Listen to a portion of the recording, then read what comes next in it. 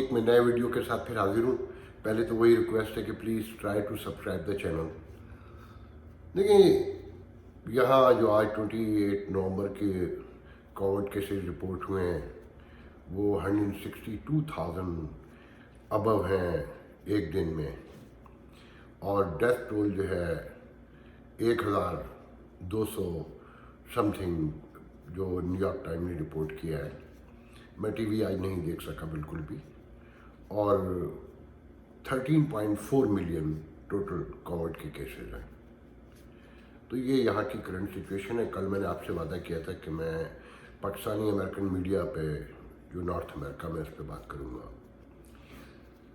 देखिए, बल्कि अर्ली नहीं, एंड ऑफ द 80s तक यहाँ टोटल जो पाकिस्तानी प्रिंट मीडिया था, उस वक्त इलेक्ट्रॉनिक मीडिया तो वजूद ही नहीं रखता था पाकिस्तान में, एक्सेप्ट पाकिस्तान टेलीविज़न की, जिसका यहाँ कोई, मुझे नहीं याद पड़ता कि मैंने किसी रिपोर्टर को यहाँ देखा हो।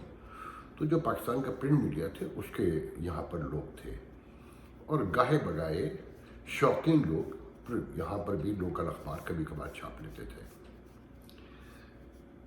अर्ली 90s में 2 बड़े अखबार यहाँ से निकले, जिनमें से एक मैंने निकाला, और जो पहला अखबार है उर्दू टाइम, उसमें भी मैंने थोड़े दिन काम किया साथ में। वहाँ से फिर स्प्लिट हुआ और मैंने एक अखबार पाकिस्तान पोस्ट के नाम से निकाला, जो 2019 तक चलता रहा।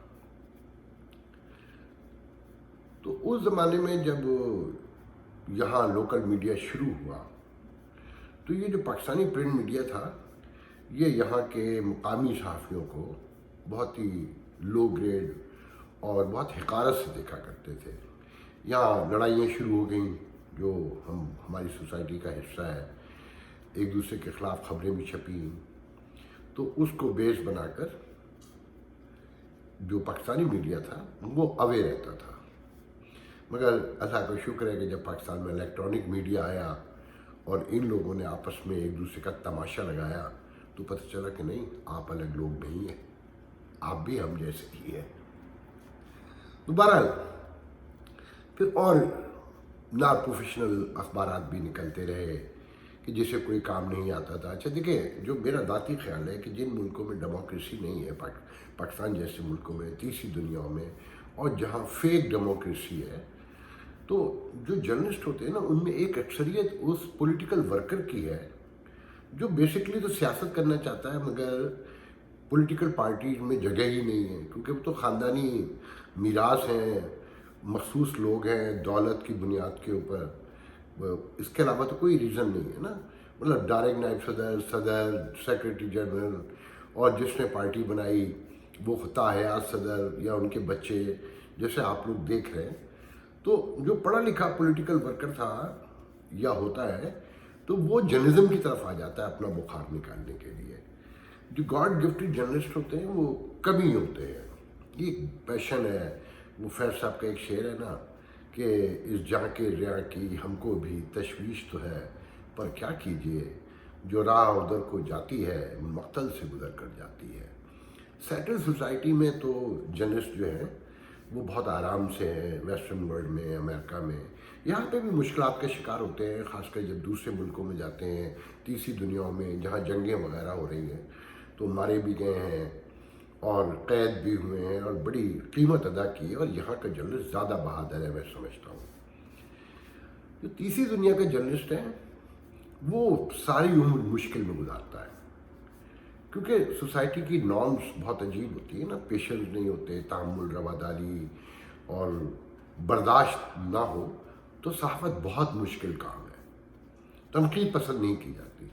तो जब यहाँ लोकल अखबार शुरू हुए, तो मुझे कहने दीजिए, मुझे नहीं पता कितने लोग इससे एग्री करेंगे, कि बागियाना सहाफ़त मैं ही करता रहा, तनकीद मैं ही करता था। मेरा कहना ही है कि आप मेरे बड़े भाई हैं, आप मेरी बड़ी बहन है, छोटी बहन है, आपकी रिस्पेक्ट सर आँखों पर जो होनी चाहिए उस आदमी का ख़ानदान।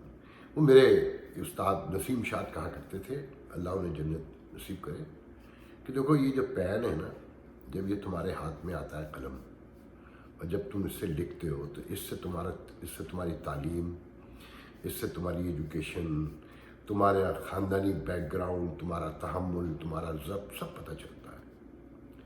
تو کہتے ہیں نا کہ دل کی ایک ایک بوند گراں ہے، ایک ایک جرعہ شب نایاب۔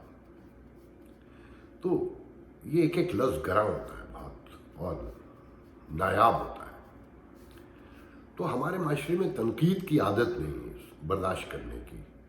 اب پاکستانی میڈیا میں دیکھ لیں نا کہ جو تنقید کر رہا ہے وہ جمہوریت کے خلاف ہے، اور جو کندھے پہ اٹھائے پھر رہا ہے وہ اصل میڈیا قرار پاتا ہے۔ تو یہاں پر بھی ایگزیکٹلی ہوا یہی کہ اول تو دیکھیں اسٹیبلشمنٹ کا، لوکل میڈیا کے آنے سے پہلے یہ جو پاکستانی جرنلسٹ ہیں نا، یہ نیشنل لیول کی تو کوئی ایک آدھ خبر یہاں سے جو پاکستان سے ریلیٹ کرتی دیتے تھے، مگر انہوں نے یہاں جو ڈپلومیٹس تھے ان کے بارے میں کبھی کچھ نہیں لکھا، کیونکہ دوستی بنا کے رکھتے تھے، تعلقات رکھتے تھے، اور آنا جانا تو یہ ایک ہو گئے تھے۔ جب یہ لوکل میڈیا آیا اور کمیونٹی کے حوالے سے کوریج شروع ہوئی، رپورٹنگ شروع ہوئی، تو بہت آبویس تھا کہ کونسلیٹ کی کارکردگی، ایمبیسی، ڈپلومیٹ سارے، تو اس لوکل میڈیا سے پہلے یہ تو ہنی مون پیریڈ پہ ہوا کرتے تھے یہاں پر، کیونکہ پاکستان میں تو سب اچھا دکھایا جاتا ہے، پیسے بھی بنا رہے ہیں، عیش بھی کر رہے ہیں، گھوم پھر رہے ہیں، کھانے کھا رہے ہیں۔ میں ایسے پاکستانی کو جانتا ہوں جنہوں نے مجھے یہ بتایا کہ پاکستان کونسلیٹ میں ارلی 80s تک جوا ہوا کرتا تھا باقاعدہ، اور رات گئے تک وہاں محفلیں لگتی تھیں، کوئی رپورٹ کرنے والا تو تھا ہی نہیں۔ تو اس سچویشن میں مجھ جیسے لوگوں کو بہت مشکل پیش آئی، بہت لوگ ناراض ہوئے کہ ہم تو تمہیں اشتہار بھی دیتے ہیں، تم نے ہمارے خلاف خبر چھاپ دی۔ خلاف کیا ہے کہ جی آپ کمیونٹی کے لیڈر ہیں، آپ نے کوئی غلط کام کیا جو میری نظر میں ہو سکتا ہے میں غلط ہوں، میں یہ نہیں کہہ رہا، مگر میں نے کسی کی ذاتیات پر حملہ کبھی نہیں کیا، میں بہت فخر سے یہ بات کہہ رہا ہوں، اور میں نے کبھی ان کے خلاف بھی خبر نہیں چھاپی جن سے میری ذاتی لڑائی تھی۔ اگر جینون خبر بھی ہوئی تو نہیں چھاپی، اور یہ کہہ کے کہ میں اس میں ایک پارٹی ہوں، متعصب پارٹی ہوں، تو میرا نہیں بنتا کہ میں یہ خبر چھاپوں۔ اور یہاں ناراضگی ایسے بھی ہوئی کہ ایک صاحب نے میڈیکیٹ کا فراڈ کیا، ایک آٹو شاپ والے تھے، اس میں ان کو سزا ہوئی اور امریکن میڈیا میں خبر چھپی، ہمارے یہاں وہ پاکستان پوسٹ میں ٹرانسلیٹ ہو کے چھپ گئی۔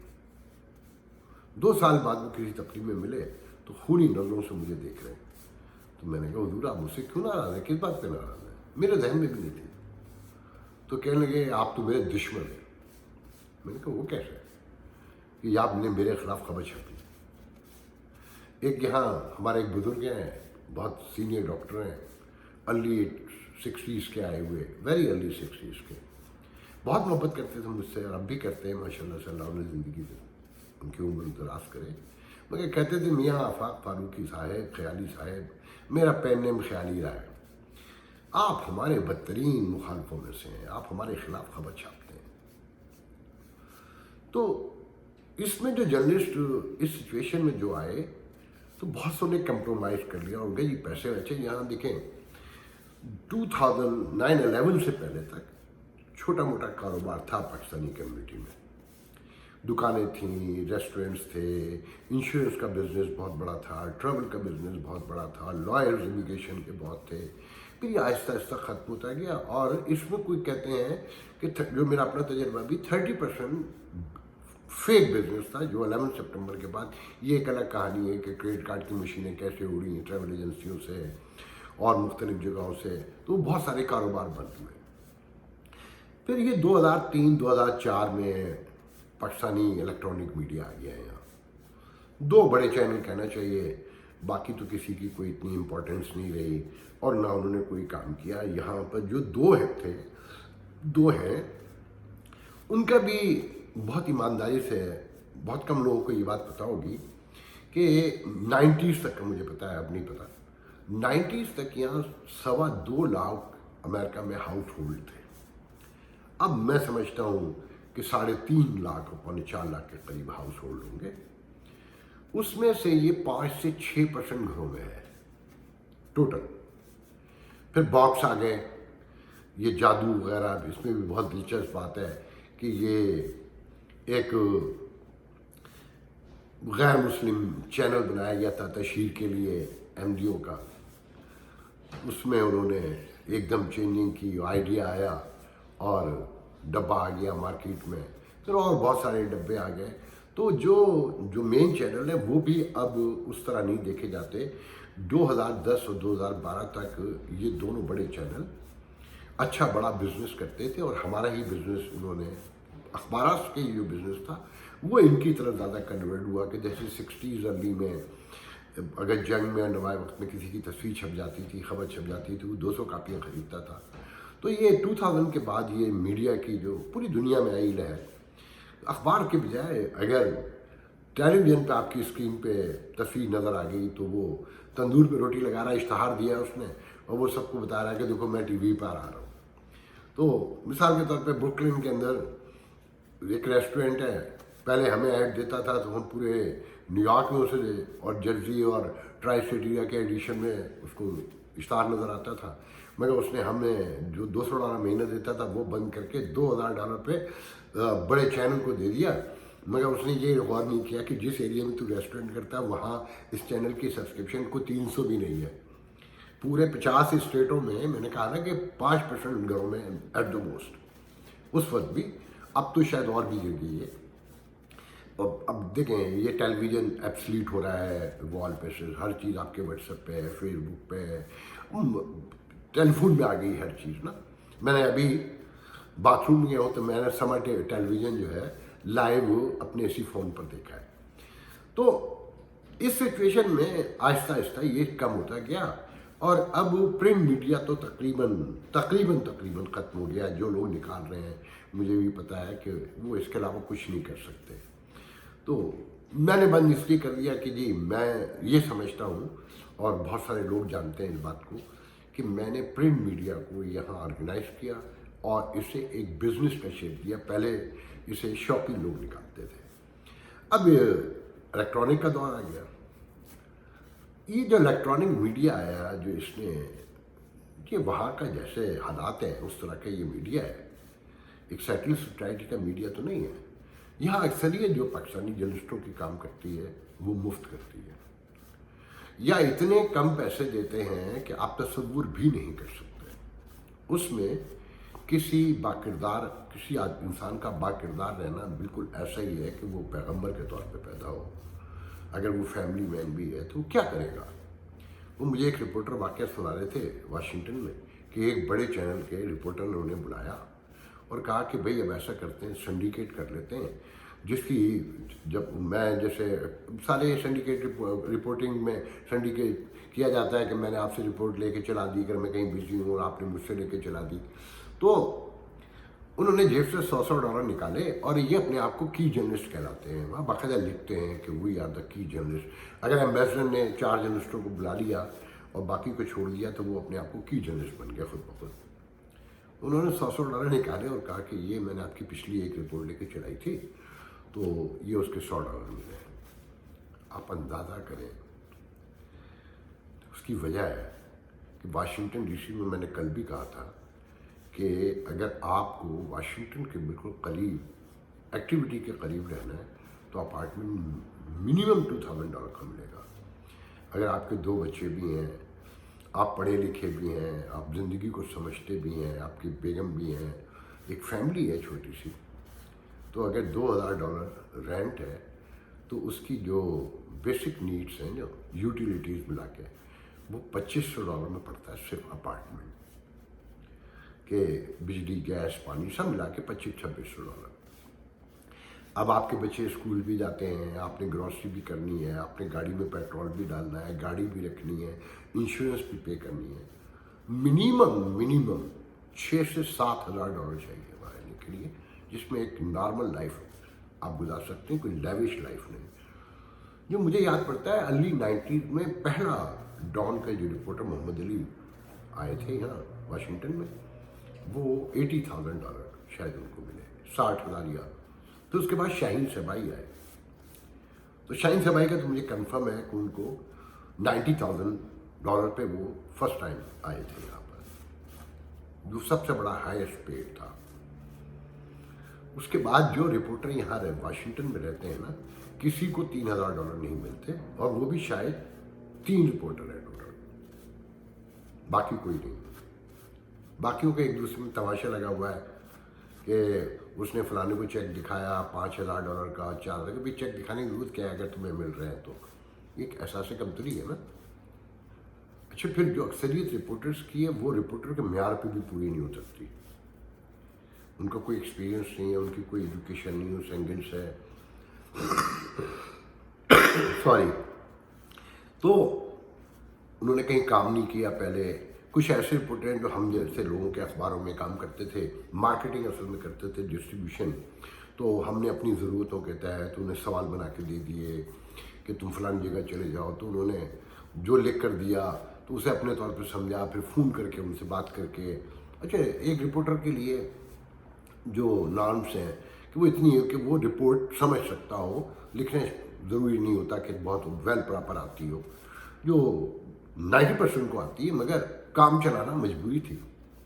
تو اب وہ بڑے بڑے چینلز میں کام کر رہے ہیں اور انہیں سینئر تجزیہ کار لکھا جاتا ہے، مگر میں پورے یقین سے جانتا ہوں کہ وہ خبر کی خیر بھی نہیں جانتے، انہیں پتہ ہی نہیں کہ خبر کیا ہوتی ہے جب تک انہیں گائیڈنس نہ ملے۔ اچھا، گائیڈنس کوئی ہے ہی نہیں۔ ابھی جو الیکشن ہوئے یہاں، آپ نوٹ کریں کہ میں نے کل بھی بتایا نا کہ پاکستان کے تعلقات کیا ہوں گے، انڈیا کے کیا ہوں گے۔ پہلے تو یہ دکھانا تھا نا کہ یہ ڈیموکریسی ہے کیا، یہاں لوگ کیسے اتنے گہری تقسیم میں، بہت خوفناک لڑائی کا ڈر تھا مگر کہیں کوئی لڑائی نہیں ہوئی۔ یہ نہیں بتایا کہ یہ تحمل برداشت ڈیموکریسی میں کیسے آئی ہے، اس کے لیے دونوں پارٹیوں نے کیا کام کیا ہے، یہاں کی اسٹیبلشمنٹ نے کیا رول ادا کیا ہے، اور جو یہاں تھنک ٹینکس ہیں وہ اس حوالے سے کیا کام کرتے رہے ہیں، جو ہیومن رائٹس کی بڑی بڑی تنظیمیں انہوں نے کیا کیا ہے۔ یہ صرف مثال کے طور پہ یہاں ایسا بھی ہوا ہے کہ ایک رپورٹر نے رحمان ملک سے ایک سوال پوچھا تو اس نے بھری محفل میں کہا کہ میں تیرے ابھی مالک بات کرتا ہوں، میں دیکھتا ہوں کہ تو کیسے رہے گا۔ وہ نہیں رہا رپورٹر۔ پھر ایک رپورٹر نے ایک خبر فائل کی کہ اوباما فیملی آئی تھی ایمبیسڈر کے گھر، وہ کہانی کہیں سے کہیں ہو گئی، پاکستان میں سو کی دھمکی دی گئی، رپورٹر مشکل میں آ گیا، 2 مہینے تو ایمبیسی میں اس کا داخلہ بند رہا۔ وہ کیوں رپورٹنگ کرے گا جب اسے پیسے بھی پورے نہیں ملتے، اور اسے پروٹیکشن بھی ہے، ادارہ کہہ رہے ہیں کہ تیری اور مجھے معلوم ہے کہ اس نے ادارے کے مالک کو خبر ڈائریکٹ بھیجی تھی۔ بھائی نیوز ایڈیٹر نے کیسے خبر دے دی؟ سب سے امپورٹنٹ بات تو یہ ہے جو ایڈیٹر بیٹھا اس نے خبر کیسے دے دی، مگر رپورٹر پہ سب ڈال دیا گیا۔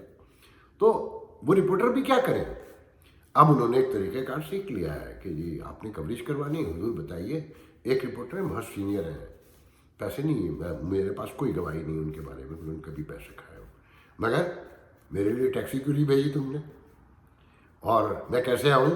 اگر آپ مجھے ٹیکسی نہیں بھیجیں گے تو مجھے کیا ضرورت پڑی ہے؟ مجھے احساس ہی کرتے ہیں۔ تو ان حالات میں آپ خود فیصلہ کریں کہ یہاں کیا ہو سکتا ہے، اور جو اخبارات یہاں سے نکلتے ہیں، بزنس تو دیکھیں بالکل ختم ہو چکا ہے پاکستانی کمیونٹی میں، اب کوئی بزنس نہیں ہے۔ چھوٹی چھوٹی انڈینس کی بہت بڑے بڑے اسٹور ہیں، گراسری کے مطلب بلاک کے اوپر کہہ لیجیے۔ ایک گراسری میں جو حلال گوشت تھا وہ پاکستانی بیچا کرتے تھے یا عربی بیچتے تھے، تو وہ انڈینز نے، ہندوؤں نے اپنی ہی دکانوں میں، بڑے اسٹورز میں گوشت کا بھی ایک سیکشن کھول کے پاکستانی قصائی کو ہائر کر لیا۔ تو آج کے لیے اتنا، میں اسے کل پھر کنٹینیو کروں گا انشاءاللہ۔